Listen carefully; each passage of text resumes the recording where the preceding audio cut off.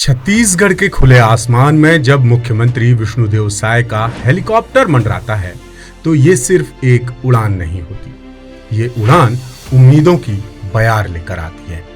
ये भरोसे की वो रेखा खींचती है जो गांव की मिट्टी से जुड़ती है, लोगों की आंखों में चमक ला देती है और बताती है कि अब सरकार दूर नहीं बल्कि दरवाजे पर है। जी हाँ, मुख्यमंत्री विष्णुदेव साय की सरकार इन दिनों सुशासन तिहार मना रही है। ये कोई औपचारिक सरकारी आयोजन नहीं बल्कि एक क्रांतिकारी प्रयोग है सरकार को सीधे जनता के दरवाजे तक लाने का। 5 मई से 31 मई 2025 तक चल रहे इस अभियान का तीसरा चरण पूरे प्रदेश में एक बड़ा आंदोलन बन चुका है। हर सुबह रायपुर से मुख्यमंत्री का हेलीकॉप्टर उड़ान भरता है, लेकिन वो किस गांव में उतरेगा ये किसी को पता नहीं होता, ना कलेक्टर को, ना एसपी को और ना ही मंत्रियों को।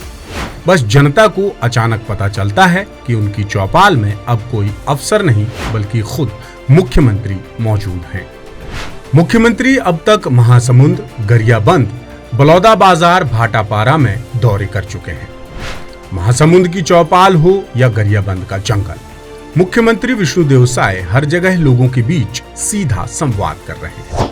वो आमजन की समस्याएं सुनते हैं और हल निकालते हैं और उसी वक्त समाधान के निर्देश भी दे देते हैं। सीएस से लेकर सब अधिकारी मन आज आप मन के द्वारी में, आप मन के गांव में, आप मन के दलदली में आए हैं, आप मन के दुख तकलीफ सुने पर।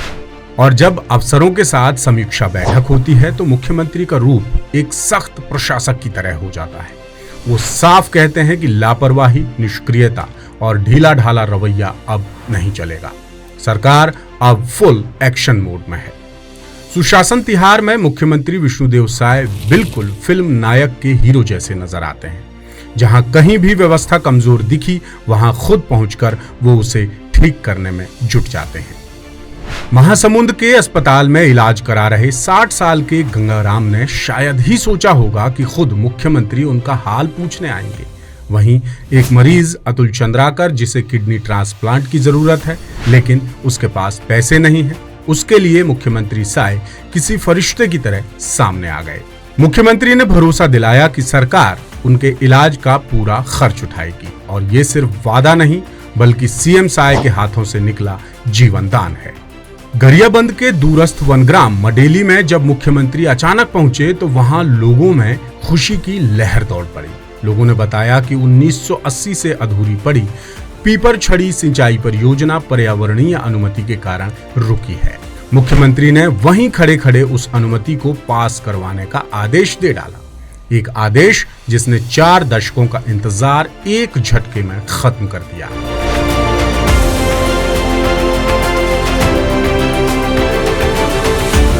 जहां तालाब की पगडंडियां हैं वहां बरगद की छांव है। वहीं सुशासन की चौपाल भी लग रही है। बच्चों को चॉकलेट मिल रही है, युवाओं को हेलमेट और जीवन का पाठ। मुख्यमंत्री गांव की महिलाओं से महतारी वंदन योजना की जानकारी ले रहे हैं तो कभी प्रधानमंत्री नरेंद्र मोदी की जनहित की योजनाओं से ग्रामीणों को रूबरू करा रहे हैं।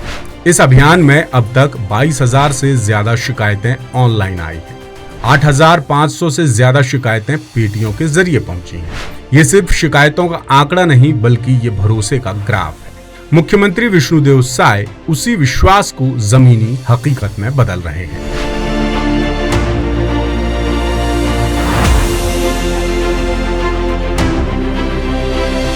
सुशासन तिहार अब सिर्फ एक सरकारी पहल नहीं बल्कि ये नए छत्तीसगढ़ की परिकल्पना है, जहां जनता का हर सवाल सुना जाता है और हर समस्या का समाधान होता है।